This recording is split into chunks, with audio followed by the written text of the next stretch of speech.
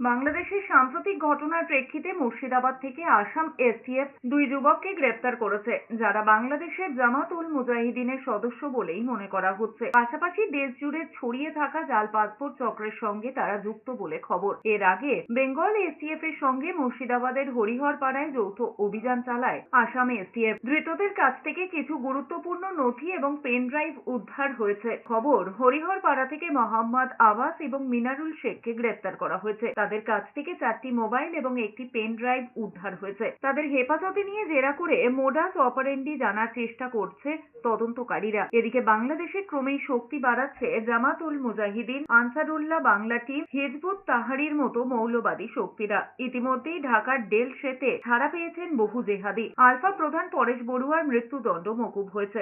এমনকি অস্ত্রাগার লুটের মামলায় শাস্তি থেকেও রেহাই পেয়ে জামাত জঙ্গিরা। এমন পরিস্থিতিতে গোয়েন্দা সূত্র বলছে, ভারত বাংলাদেশ সীমান্তে রাজ্যগুলিতে কয়েক বছর ধরেই বাংলা এবং আসামে সক্রিয় জেএমবি। পশ্চিমবঙ্গের মুর্শিদাবাদ, মালদা, উত্তর দিনাজপুরের মতো জেলাগুলিতে ক্রমাগত মডিউল তৈরির চেষ্টা চালাচ্ছে তারা, যাতে প্রয়োজন মাফিক সেই মডিউলগুলোকে সক্রিয় করতে পারে। জামাতের মডিউলের খোঁজে ইতিমধ্যে কলকাতার বুকেও হানা দিয়েছে এনআইএ। গ্রেপ্তার হয়েছে একাধিক সন্দেহভাজন। এসটিএফ সূত্রে দাবি, ধৃতদের সঙ্গে জামাতুল মুজাহিদিন এবং এবিটির একটি লিঙ্ক পাওয়া গিয়েছে। মুর্শিদাবাদে আশ্রয় নেওয়ার ক্ষেত্রে তাদের কে বা কারা সাহায্য করেছিল তা খতিয়ে দেখছেন তদন্তকারীরা। এর আগে জাল পাসপোর্ট চক্রের তদন্তে আসামের ডুবরি এলাকা থেকে 4 জনকে গ্রেপ্তার করে এসটিএফ। তাদের জেরা করে মুর্শিদাবাদের ওই দুই অভিযুক্তকে পাকড়াও করেছে এসটিএফ। এদিকে আবারও বাংলাদেশ থেকে ভারতে লুকিয়ে থাকার অভিযোগে 6 বাংলাদেশিকে গ্রেপ্তার করে আদালতে পাঠিয়েছে রানাঘাট থানার পুলিশ। বুধবার রাতে গোপন সূত্রে খবর পেয়ে অভিযান চালিয়ে নদিয়ার ভারত বাংলাদেশ সীমান্তবর্তী রামনগর এলাকা থেকে